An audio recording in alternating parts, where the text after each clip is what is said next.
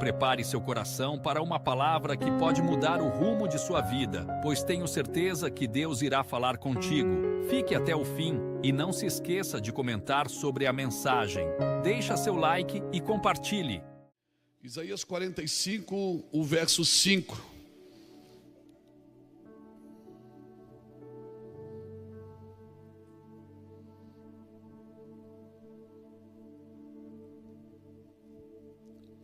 Diz assim: eu sou o Senhor, e não há outro além de mim não há Deus. Eu te cingirei, ainda que tu não me conheces, para que se saiba até o nascente do sol e até o poente, que além de mim não há outro. Eu sou o Senhor e não há outro. Eu formo a luz e eu crio as trevas. Eu faço a paz e crio o mal. Eu, o Senhor, faço todas estas coisas. Destilai, ó céus, dessas alturas, e as nuvens chovam justiça. Abra-se a terra e produza a salvação, e juntamente com ela brote a justiça. Eu, o Senhor, as criei. Ai daquele que contende com o seu Criador, não passa de um caco de barro entre outros cacos. Acaso dirá o barro ao que lhe forma: o que tu fazes? Ou a obra da tua mão não tem alça? Ai daquele que diz ao pai: por que me geras? Ou à mulher: por que me dá luz? Assim diz o Senhor, o Santo de Israel, aquele que o formou. Quereis acaso saber as coisas futuras?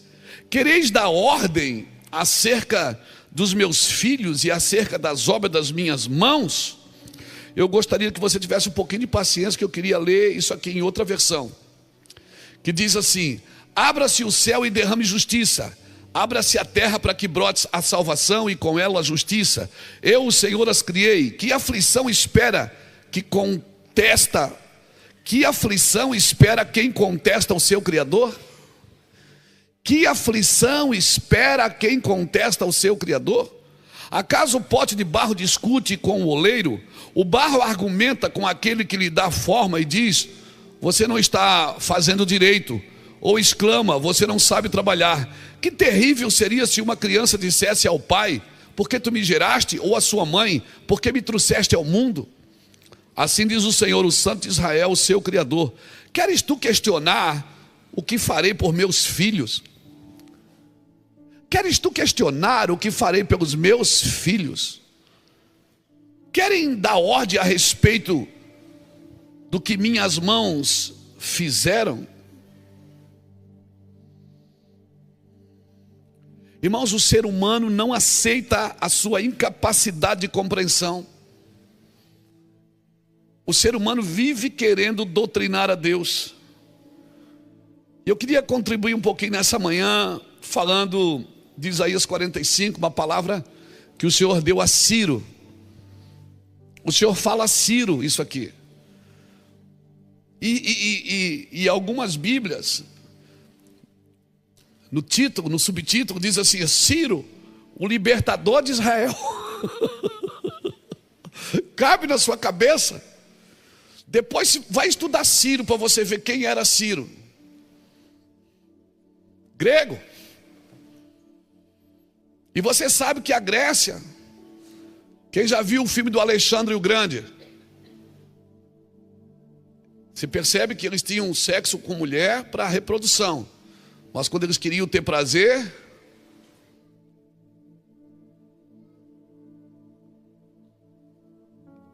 eu não vou ousar falar não, já estou com um monte de problema porque eu falo. Você está dizendo que Deus concorda com isso? Claro que não, irmãos. Eu estou dizendo que quando Deus quer usar, não significa que Ele aprova, mas Ele usa quem Ele quiser, do jeito que Ele quiser. E Deus não vai pagar pedágio para a igreja para fazer o que Ele quer. Às vezes a igreja pensa que tem lugares que Deus não pode se mover.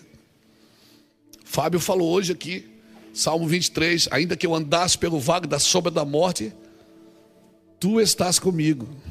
Quem aqui já passou pelo vale da sombra da morte? E Deus estava lá. Não, mas a igreja é santa. Ei, o primeiro crime da Bíblia foi por causa de um culto. 2 irmãos foram cultuar a Deus, um deu um culto legal, o outro não.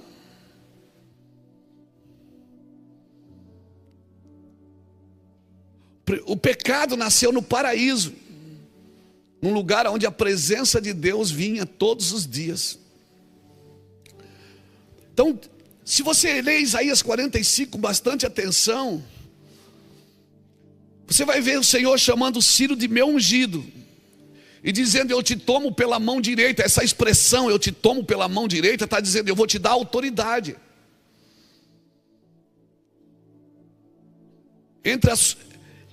Para tu abater as nações, de cingir os lombos dos reis, para abrir diante deles portas que não se fecharão. Se você ler o verso 2 em diante, ele diz: eu irei adiante de ti. Eu endireitarei os caminhos tortuosos, quebrarei as portas de bronze, despedaçarei os ferrolhos de ferro, dar-te-ei tesouros escondidos, riquezas encobertas, para que tu saiba que eu sou Deus. E por pelo menos 3 vezes você vai ver nesse texto Deus dizendo para Ciro: embora tu não me conheças, embora tu não me conheças, embora tu não me conheças, embora tu não me conheças, eu vou fazer, eu vou te usar. Aí logo em seguida você vai ver no texto que o Senhor fala a partir do versículo 8, ele está se referindo a Israel, ele está dizendo: quem são vocês para discutir comigo? Quem é o barro que vai dizer para o seu oleiro o que ele deve fazer? Quando a gente vê um texto desse, a gente pensa assim: Deus está concordando com isso? Irmãos, a realidade presente, como foi dito aqui hoje, ontem, antes de ontem, a realidade presente, ou não de Deus, ou sim de Deus, não é exatamente o que Deus está querendo fazer ou dizer. Nós estamos num processo, e é muito difícil você falar de coisas eternas para as pessoas que só querem viver no tempo presente. É muito difícil você falar de uma prosperidade eterna para quem só quer prosperar no tempo presente. É muito difícil você falar de uma vida eterna para quem quer ter sucesso somente na vida presente. Nós viemos num emergente, no fast food. As pessoas que querem vida momentânea, prazer momentâneo, elas têm muita dificuldade de se prender às coisas eternas. Eles não têm um alvo eterno para funcionar. Jovem rico, Jesus falou para ele disse: não, mas tudo que o senhor está falando eu faço. O Senhor disse: tá bom, então vai e vende tudo que tu tens e dá aos pobres. Jesus queria que ele ficasse pobre? Não. Jesus estava dizendo, mostrando para ele onde estava o coração dele. E aquele homem, ele queria a vida eterna, mas ele queria a vida de rico eterna. Irmãos, eu e você precisamos entender o movimento de Deus. Parece que a gente está sendo redundante aqui, mas você vai ouvir todas as palavras de novo. Elas vão estar no canal do Mevan do YouTube, elas estão lá. Ouve o que todo mundo falou aqui, você vai ver. As coisas que estamos vivendo, elas apontam para um futuro. Irmão, o mundo vai continuar sendo mundo, mas a igreja não pode deixar de ser igreja. A igreja tem um padrão. A igreja ela tem que se desvencilhar do mundo mal e parar de dar crédito para isso. Porque o Brasil está acabado, porque a igreja está acabada. Irmão, estude avivamento. Todo avivamento nasceu de igrejas que estavam mortas. Todo avivamento nasceu quando ninguém tinha mais esperança. 5, 6 pessoas se juntaram e começaram a orar, tiraram os olhos da situação presente, da circunstância presente, e botaram os olhos no eterno, naquilo que está por vir. Amém, irmão? Não adianta você querer fazer tudo certinho agora. Eu não estou dando uma chave para você fazer coisas erradas, não é isso que eu estou dizendo. Mas tem muita gente, irmãos, sabe, fingindo uma moralidade, porque o fingimento da bondade é a pior das maldades. O fingimento da generosidade é a pior das maldades. A moralidade não tem valor nenhum para esse mundo caído, irmãos. E nós precisamos aprender a ser igreja. Deus não tirou o povo do Egito antes das pragas, e as pragas estavam lá. E as pragas veio, 10 pragas, você sabe, conhece a história. Mas o povo de Deus não foi atingido. Parece que a gente está esperando um escape, um rapto. Tira nós daqui, depois o Senhor faz o que o Senhor quiser. E o Senhor está dizendo, não, eu quero que vocês aprendam a ser igreja no meio disso. No meio da dificuldade, no meio da tribulação, no meio do problema. O Senhor está dizendo que a igreja vai ser arrebatada depois da tribulação. Eu não estou dizendo nada. Mas haverá sinais.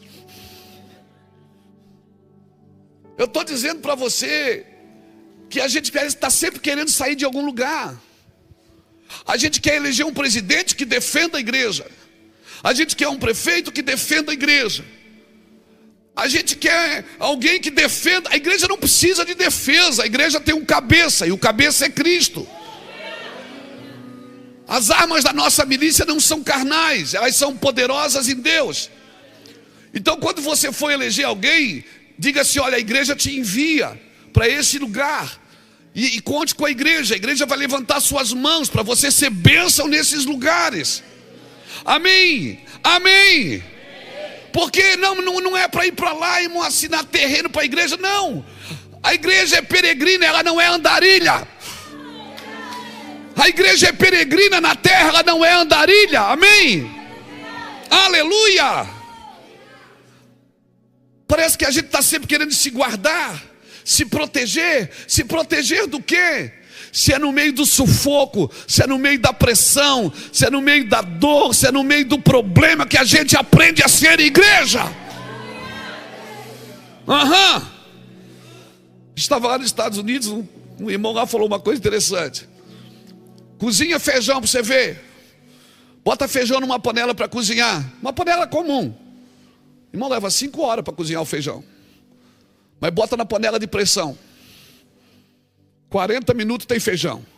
Quem vive na pressão come primeiro. E você está na igreja fazendo campanha para sair da pressão. Você é na pressão que você está aprendendo a ser crente. Amém? Mas é muita luta, pastor, meu irmão. É porque a gente está sempre procurando alguém para resolver o problema da igreja. E quando nós fazemos isso, nós anulamos Cristo. E a gente quer que a igreja funcione. E a igreja continua funcionando. O importante é estar funcionando, não importa como e com quem. Não importa o que eu tenho que fazer para a igreja funcionar. Irmão, quando uma pessoa perde um membro do corpo, ela tem uma possibilidade de colocar uma prótese. E a prótese, ela tem um objetivo, é funcionar. Agora, pasmem, a palavra prótese vem da palavra propósito. Então tem pessoas que perdem o propósito e elas colocam uma prótese, para quê? Para funcionar. E a prótese funciona, só ela não está ligada na cabeça. Então tem muita coisa na igreja funcionando que não está ligado na cabeça. A cabeça é Cristo. E se Cristo não governa, quem governa ou é eu ou é o diabo. Ou sou eu ou é o diabo. Então eu e você precisamos entender isso. Eu não tenho que provar daquilo que eu estou convicto. Jesus nunca precisou provar a existência de Deus, porque ele sempre esteve seguro da existência de Deus. Pastor, mas é difícil. É luta, é prova. Eu gosto muito de uma frase de um escritor brasileiro, Luiz Fernando Veríssimo. Ele diz assim, que os tristes acham que o vento geme, os alegres acham que o vento canta. Então muitas coisas que você discerne a partir daquilo que você pensa e acha e vive. Muitos dos nossos discernimentos têm a ver com a nossa maneira de viver. Amém? Porque uma pessoa que vive na alegria do Espírito, ela vai discernir de um jeito, né? O otimista e o pessimista. O pessimista, ele só vê defeito. O otimista, ele sempre vê uma solução para isso. E a forma que você vê a vida determina até onde você vai. Então eu oro para que a nossa alegria não esteja condicionada ao dia bom ou ao dia ruim. Esses dias a gente passou algumas lutas, perseguições, e foi difícil. É muito difícil lidar com a calúnia. É muito difícil lidar com a perseguição. Mas sabe de uma coisa? Eu aprendi uma lição muito grande. Que a rejeição da multidão, ela te empurra para pessoas específicas. E aí você vai ver que você estava dando crédito a muita coisa que não faz sentido. E você parou de dar crédito a realmente quem precisava do seu crédito. Irmãos, meus amigos foram lá para casa. O Brasil desceu para cá nesses dias, pastores, amigos. Começaram até a enviar oferta. Eu disse, eu vou fazer mais cara de triste. Daram oferta, foram lá para casa, ficaram lá com a gente, rimos, choramos. Mas deixa eu te falar uma coisa. Toda dificuldade que você passa, irmãos, é para você ajeitar e ajustar a rota. Amém? Então eu quero entender que a minha agenda é a agenda de Cristo, é a agenda da eternidade. O Jacques falou uma coisa aqui no Café de Pastores, ele pregou naquele dia, ele falou uma coisa: ou você está sendo transformado ou transtornado. É porque o Evangelho, algumas pessoas ele tem transtornado, porque o Evangelho é loucura, irmãos. E nós não podemos perder isso. Nós queremos que o Evangelho seja muito lógico. Teve um dia que Jesus chegou, acho que foi João 20, se eu não me engano. Jesus chegou, os discípulos estavam trancados com medo dos judeus. Jesus disse: a paz esteja convosco, e não falou mais nada. Ele fez o quê? A Bíblia diz que ele soprou sobre eles.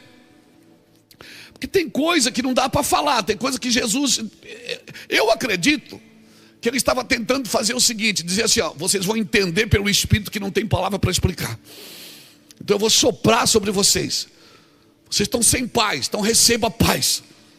Ele disse, ele entrou, eles estavam trancados com medo dos judeus. Jesus entrou e disse: a paz seja convosco, e soprou sobre os seus discípulos. Soprou sobre os seus discípulos. Então tem hora, irmão, que palavra. Tinha uma música que a gente cantava quando era menino. Há momentos que as palavras não resolvem, mas o gesto de Jesus demonstra amor por nós. Então, querido, não entregue seu emocional para o diabo. O diabo quer a sua cabeça, mesmo você tendo entregado seu coração para Jesus. O diabo quer transtornar você. E como eu tenho dito aqui, muitos líderes servem a Deus com o coração, mas não com a cabeça. Muitos líderes têm servido a Deus com tudo que tem, mas o seu emocional está na mão do diabo. Irmãos, Moisés ganhou do diabo em tudo, mas pecou no seu emocional. Um líder emocionalmente desequilibrado, ele pode botar a perder uma congregação. Ele pode botar a perder uma geração. Olha o que diz o Salmo 106, verso 32 e 33. Olha o que diz o Salmo 106, verso 32, diz assim: depois o indignaram nas águas de Meribá, e por causa deles sucedeu mal a Moisés, pois foram rebeldes ao Espírito de Deus. E Moisés falou irrefletidamente. Moisés ficou tão nervoso que ele falou sem pensar. Então veja bem, Moisés falou sem refletir.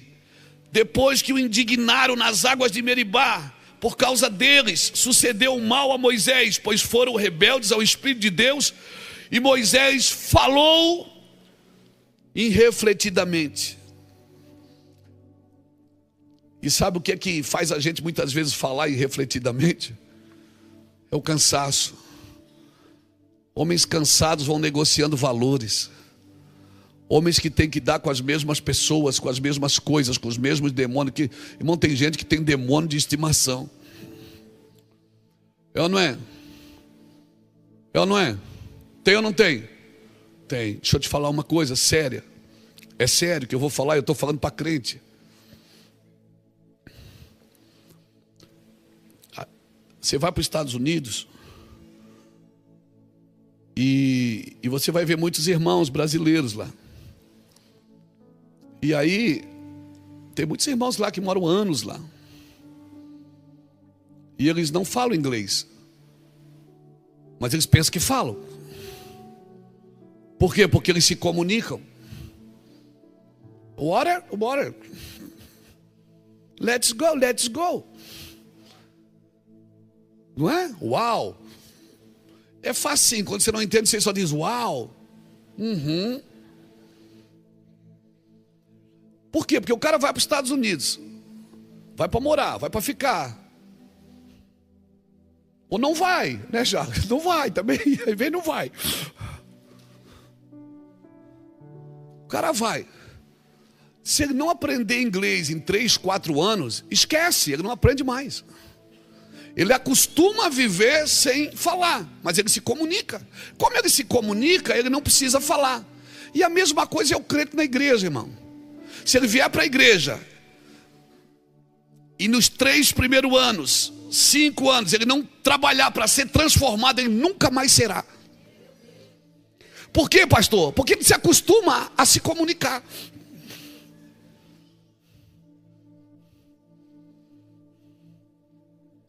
Ele se acostuma, ele conhece a Bíblia, conhece os cultos, ele já sabe quem é que prega. E quando não é o pregador, quando não é o cantor, quando não é... Ele já sabe. Ele acostuma a circular no viés evangélico. Então tem um período, irmãos, para a gente ser transformado. E a gente tem que ser intenso nisso. Principalmente nós que almejamos o episcopado. Principalmente nós que queremos ser um pregador, queremos ser um ministro do Senhor, queremos pastorear, queremos ser um empresário de Cristo. Principalmente nós, passou um período, não foi transformado, esquece, nunca mais é. Por quê? Hebreus capítulo 10, versículo 14 diz o quê? Eu acho que é o 14, vamos ver. Porque com uma única oferta ele aperfeiçoou para sempre quantos estão sendo. Veja bem, ele fez uma coisa para sempre. Ele aperfeiçoou para sempre quem? Quem vai sendo santificado. Quem não vai sendo santificado não é aperfeiçoado para sempre. Jesus morreu na cruz e disse: está consumado. Ele diz: Luiz, entra. Se você entrar e quiser, eu posso ir enchendo você de glória em glória. Você vai crescendo de glória em glória. Você vai sendo transformado de glória em glória. Você vai sendo santificado de glória em glória. Pode ser? Não, pode, mas até aqui tá bom. É você que bota o cone, irmão, e diz: até aqui, Jesus. Se você chutar o cone e dizer: Jesus, me leva para dentro dessas águas. Jesus, me leva. No primeiro ano, irmão, vai ser difícil. No segundo também. Até que no primeiro é mais fácil, porque tem toda a euforia de ser crente. No primeiro ano as águas estão dando aqui, ó, nos atelhos. E quando tem água no atelho já dá para fazer lama. E você pensa que já está? É só lama, irmão, não é água. Quando chega, você vai andando, as águas vão dando no joelho. Aí pronto, já dá para molhar a cabeça. Passa um tempo, as águas vão dando no lombo. Aqui já é um tempo de submissão. Vai chegar um tempo que você não tem mais como segurar isso. Ou você tira o pé do chão e entra, ou você volta para a areia. Quando o Senhor te chama para andar em lugares profundos, cara, você tem que sair do controle. Você tem que sair do seu controle e você vai perder o juízo.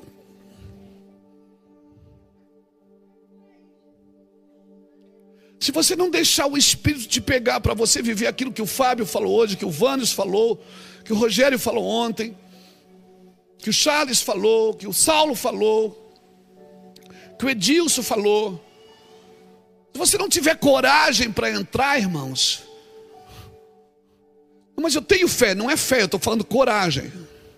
Você tem fé que Jesus ressuscita o morto? Mas tem coragem de ir no velório orar por um?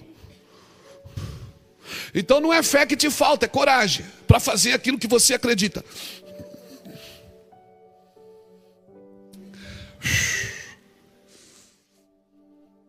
Deus deu a chave na sua mão. Para mim isso também, Saulo, é a segunda milha. É você viver e acreditar em coisas que outros não têm a capacidade de viver, porque estão estudando Deus. Eles não conseguem lidar com a incompreensibilidade. E eu vou te falar uma coisa: quanto menos eu compreendo, mais eu acredito. Porque mais eu vejo que parece ser impossível. E quando eu provo o impossível, eu entro mais, porque eu sei que tem mais. E nós estamos querendo compreender a Deus para acreditar.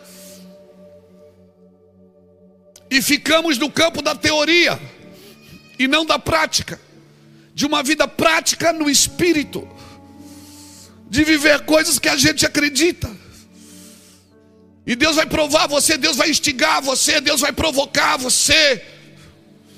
De você estar no aeroporto, o aeroporto fechado, e Deus dizer assim, aí você sabe que tem que pegar um voo e o voo não pousa. Aí Deus diz assim, vai até ali no vidro e sopra. Você diz, sangue de Jesus tem poder provar. Eu não. E aí você vai lá, fica vendo primeiro se ninguém vê, e fala assim, eu quero declarar que os céus vai abrir, o avião vai pousar, eu vou embarcar, eu vou embora. Daqui a pouco, irmão, o céu abre. Aí você só vê o joinha lá de cima. E às vezes não abre. Aí quando chega no outro aeroporto, Deus diz, faz. Você diz, eu fiz ontem. Não adiantou de nada. Ele disse, não, ontem eu não abri o céu, eu estava abrindo você. Ontem eu não estava abrindo o céu, eu estava expandindo você por dentro. Agora hoje eu vou abrir o céu, porque você cresceu por dentro. Oh, aleluia!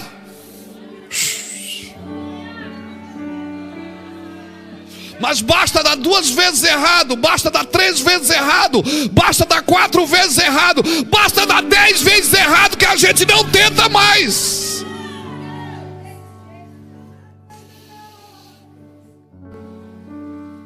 E Deus diz, eu que faço.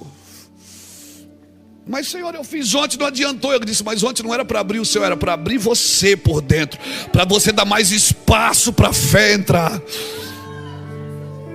Então você precisa entender quando Deus está usando você para os outros e quando Deus está usando você para você. Entenda isso, irmãos. Porque senão, irmãos, eu vou te falar uma coisa: se isso não mudar no seu coração e na sua cabeça, vai chegar um dia. Teve um dia que para Saul consultar Samuel ou consultar a feiticeira era a mesma coisa. Se você não crescer em fé com Deus, tens fé em Deus? Vai chegar um dia que se você não atuar em fé com Deus e não treinar a sua fé, treinar os músculos da fé, levantando peso, tirando toda a incredulidade,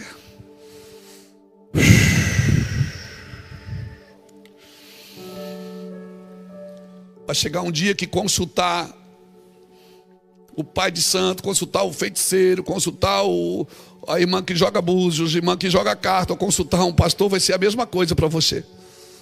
Nós não temos mais entendimento para nada. Nós vamos consultando tudo que dá certo. Por isso que tem pessoas que têm profeta de estimação.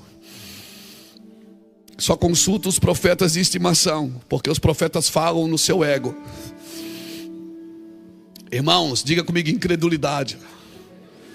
Não, eu tenho que me livrar disso. Se eu quero ser um homem e uma mulher de Deus, eu preciso me livrar da incredulidade. Deixa eu te falar uma coisa. Um dia trouxeram um menino para Jesus orar. Jesus estava no monte da transfiguração, Mateus capítulo 17. Jesus está lá, levou Pedro, Tiago e João. Chegou lá, apareceu Elias e apareceu Moisés. Pedro até queria fazer umas tendas. E lá embaixo, os discípulos estão lá e um pai traz um menino que era possuído de demônios. O demônio jogava ele no fogo, jogava ele na água. E aquele demônio que atormentava aquela família, os discípulos não puderam expulsar. Fizeram de tudo, discutiram um monte. Ô irmão, por que não tem demônio, né? Não tem nome de William, de Shelton? Por que o nome de demônio é tudo brasileiro, irmão? Só tem demônio brasileiro. Não tem, né? O Michael, né? Tudo é o Zé, é a Maria. Se botaram o nome nos demônios só de brasileiro, não tem nome de demônio inglês, espanhol, será que não tem também? Tem? Juanito? Não tem Juanito? É duas coisas que eu fico observando. Você pode ver, tufão, terremoto não, como é que é? Aquele ciclone, é tudo nome de mulher. Caterine, agora tem o Karina, que está lá na Filipinas. O GC ligou hoje pedindo oração. Pastor, ora aí, porque como é que é o tufão Karina? Eu disse, pessoal, tem nome de mulher esses tufão, gente? É normal isso? Não, né, gente? Está amarrado. E aí trouxeram demônios discutindo teologia ali. Pode, não pode, é esse e aquele. Aí Jesus desce. Quando Jesus está descendo o monte, Jesus se depara com aquela situação. Jesus diz o quê? Ó geração incrédula, até quando eu vou ter que suportar isso? Aí Jesus senta com o menino, com o pai do menino, pergunta, o que está acontecendo? O pai do menino diz, olha, eu trouxe aqui o meu filho para os teus discípulos, né? Mas eles não puderam expulsar, né? E acontece isso com ele, acontece isso, acontece aquilo. Jesus vai dar uma voz de comando e liberta o menino. Aquele silêncio, desce um silêncio.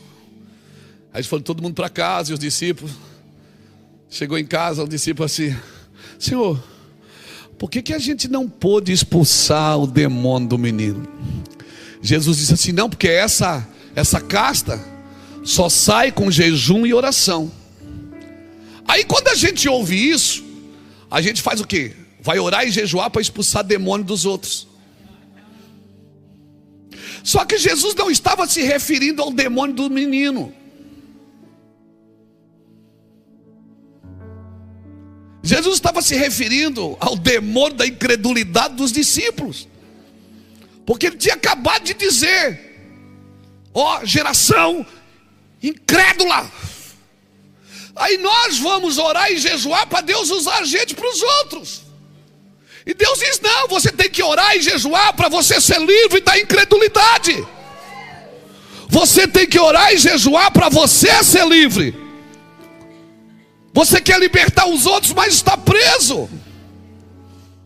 Por que você acha que Moisés teve que ir para a casa de Faraó? Porque Moisés ia ser um libertador, ele tinha que ser criado como príncipe. Ele não podia ser criado como escravo, porque escravo não liberta escravo. Só um príncipe liberta escravo. Só um rei liberta escravo. Mas às vezes a nossa cabeça, irmãos, ainda é de dependência emocional. Então se a gente está bem, a gente ora, jejua e expulsa demônio. Cura enfermos. Se a gente está mal, pronto, já era. Então eu quero deixar essa palavra para você. Nós seres humanos precisamos aceitar a nossa incapacidade de compreensão. Porque o ser humano que não aceita a sua incapacidade de compreensão, ele começa a inventar verdades. Para quê, pastor? Para suprir a sua carência da incapacidade. Para se achar sábio em todo tempo, para se achar perfeito em todo tempo, para se achar útil em todo tempo, ele vai criando verdades para suprir uma carência de incapacidade. Pegou? Amém? Estou sendo claro? Você precisa entender, é melhor que você entenda do que você goste. Você está entendendo? Glória a Deus. Eu não estou dizendo com esse texto, irmãos, que lemos, que Deus estava provando a conduta de Ciro. Eu estou dizendo que Deus o usou. Ele usa quem não conhece. Como é que é? Deus usa até quem não o conhece. Para quê, pastor? Para confrontar aqueles que pensam que o conhecem.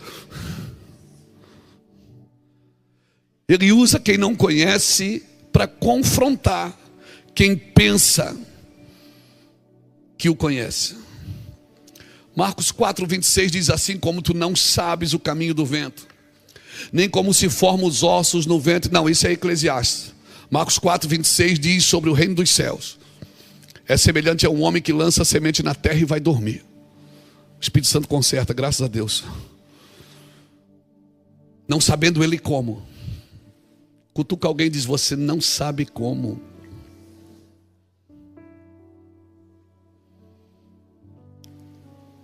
O reino dos céus é semelhante a um homem que lança a semente na terra e vai dormir.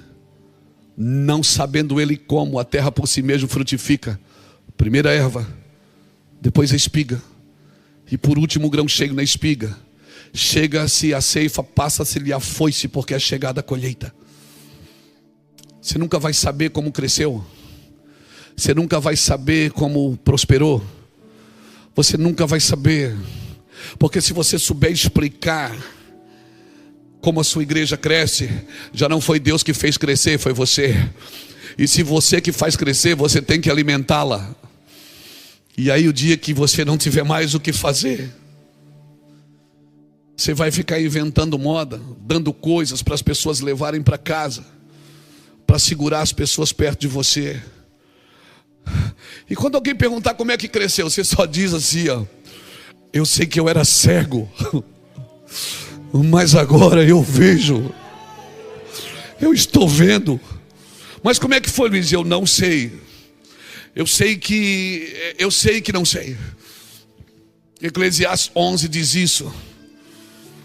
Assim como tu não sabes o caminho do vento, nem como se formam os ossos no ventre de uma mulher grávida, assim tu não sabes a obra de Deus que faz todas as coisas. Por isso de manhã semeia a tua semente, de tarde não retires a tua mão, porque tu não sabes qual que vai prosperar, se essa ou se aquela. Então, quer saber? Você está aí com uma ânsia pelo futuro, porque todos nós temos essa ânsia pelo futuro. A gente quer saber o que Deus vai fazer amanhã. Cara, se conecta com Deus, vai buscar o Senhor e entra no rio.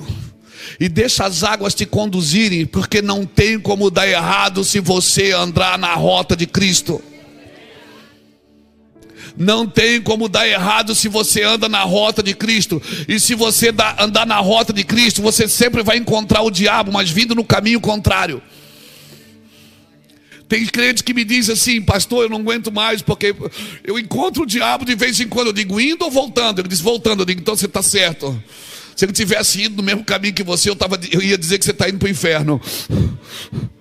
Mas se você está encontrando, é porque vocês estão em caminhos opostos. Glórias a Deus.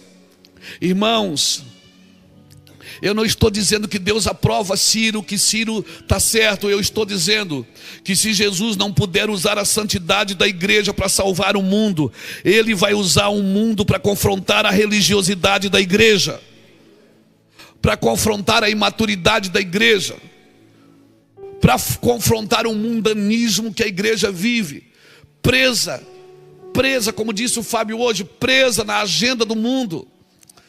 Nós não podemos ver um sinal. Dá um terremoto e diz, ó, Jesus está voltando. Tem uma guerra, Jesus está voltando. Glória a Deus, está voltando. Mas você está olhando a partir da guerra a volta de Jesus? Não, irmãos. Não é. Jesus não vai voltar porque tem guerra. Tem guerra porque Jesus vai voltar. Minha ótica é Cristo. O meu cenário é Cristo. Oh, Jesus, abre os olhos do moço para que ele veja que maior é aqueles que estão com nós, que estão conosco, do que aqueles que estão no mundo. Parece que a gente vive com medo. A gente vive com medo, irmãos, e esse não é o nosso lugar. Irmãos, eu vou te falar uma coisa: é preferível abraçar a ignorância do que cair no ridículo de achar que pode doutrinar a Deus. Por isso o Senhor diz para a gente aqui nessa noite: quem é o caco para discutir comigo? Se eu quiser fazer, eu faço, em ponto final.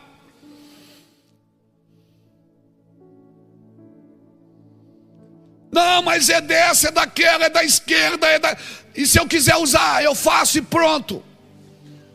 Não, mas o Brasil, irmão, cada nação tem um presidente que merece.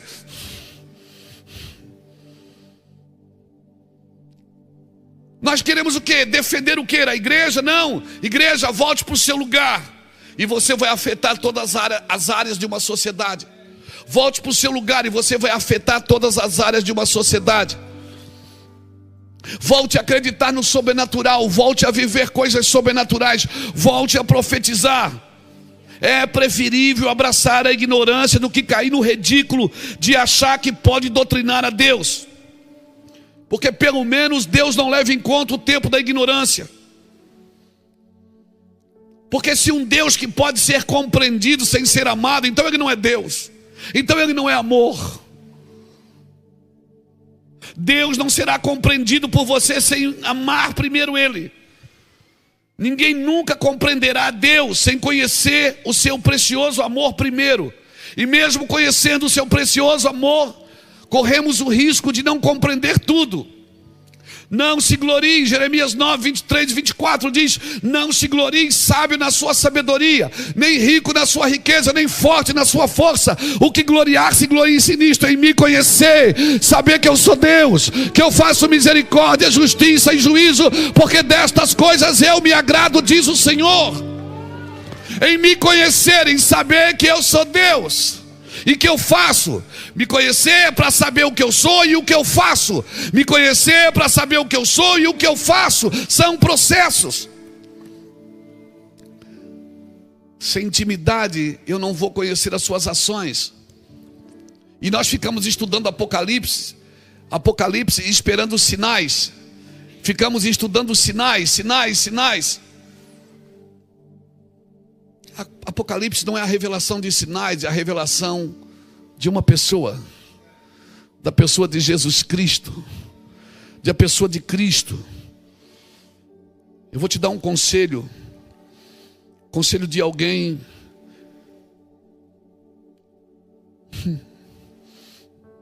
que tem aprendido com Deus, com os amigos, com os irmãos.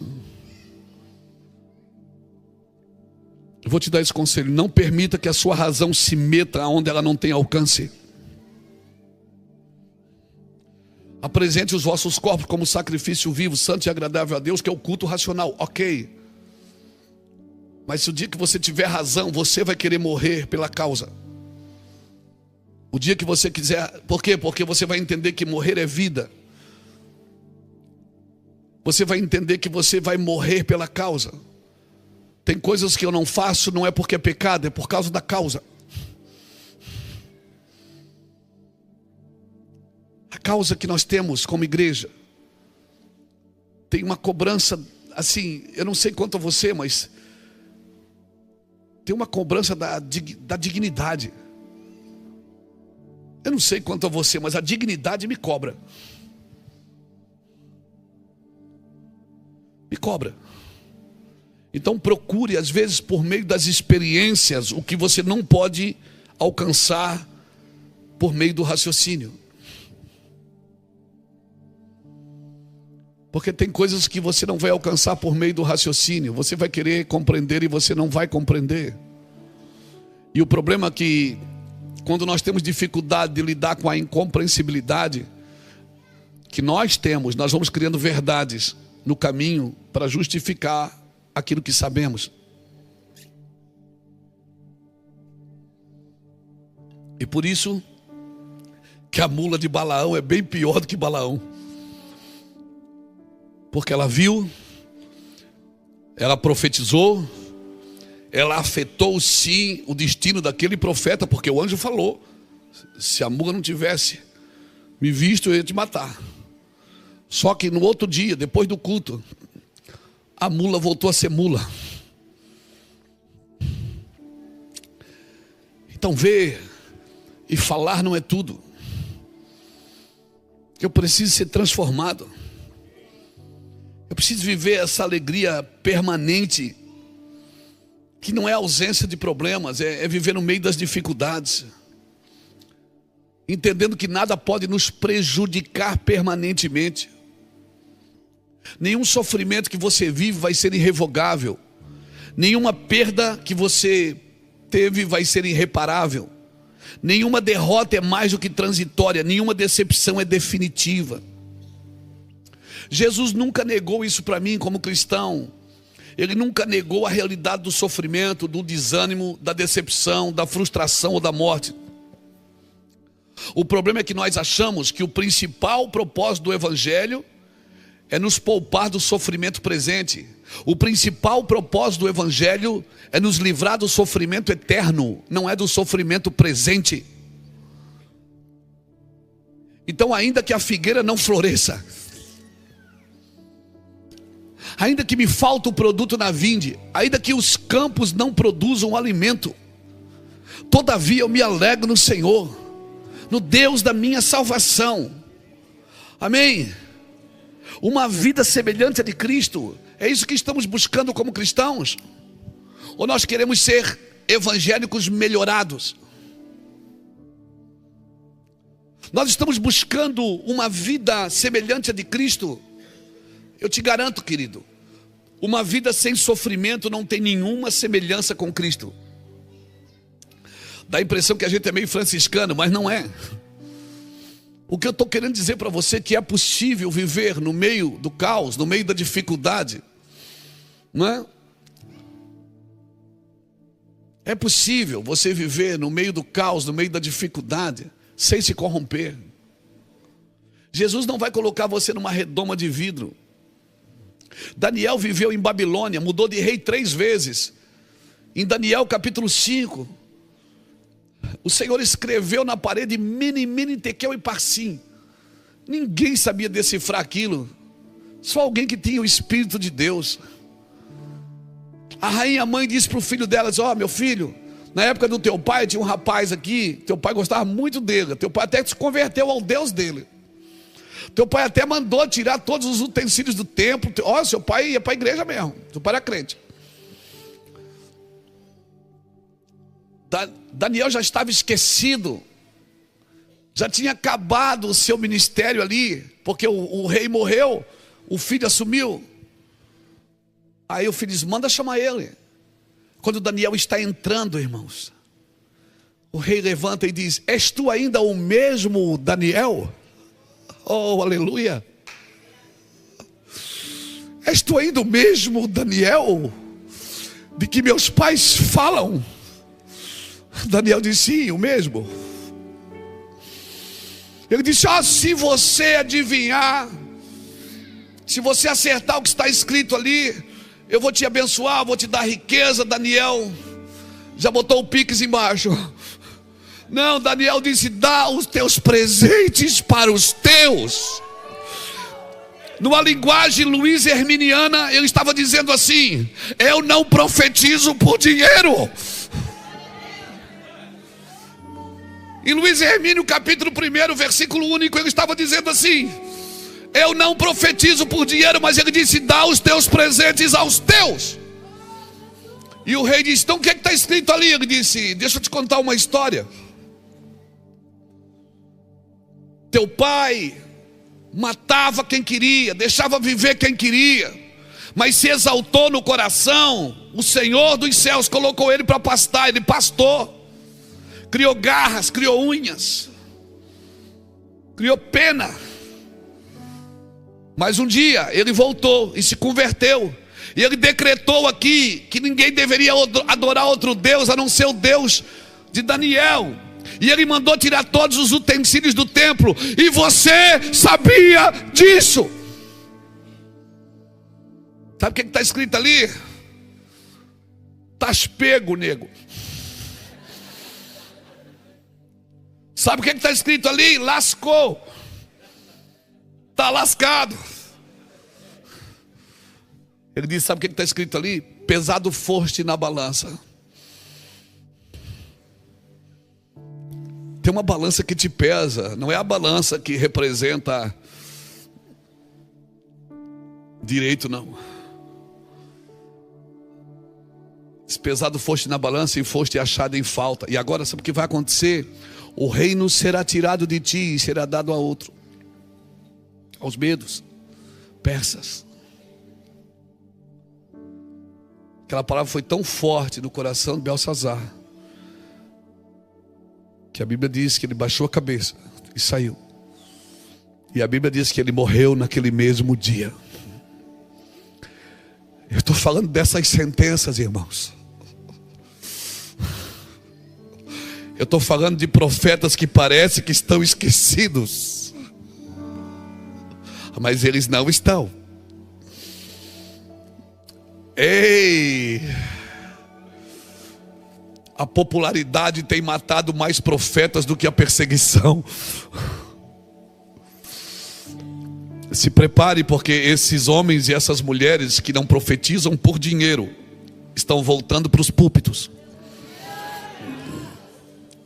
Esses homens e essas mulheres que estão na internet e não estão pedindo dinheiro para ninguém e são muito abençoados, eles estão profetizando porque tem um chamado, tem uma sentença, tem um grito, tem um clamor no seu espírito. O dinheiro vai vir, não se preocupe, a bênção vai vir, Deus vai te abençoar.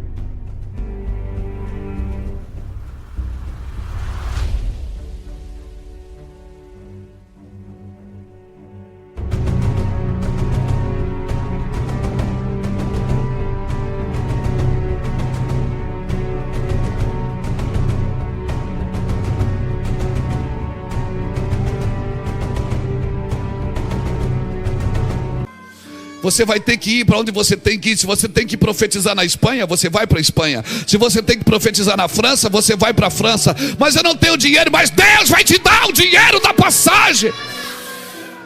Se você tiver que profetizar no vale, você vai para o vale. Se for no monte, vai ser no monte. Deus vai te levar aonde você precisa estar. Então escute. Não procure o que fazer, procure aonde você precisa estar, porque o que você tem que fazer está exatamente aonde você precisa estar. Onde tu queres que eu esteja, meu Senhor?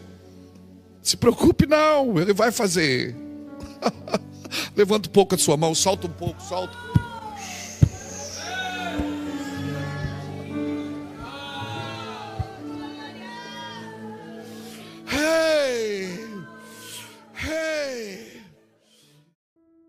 A paz do Senhor, meus irmãos. Gostou da mensagem? Deixa seu like e compartilhe. Veja outras pregações que preparei para você.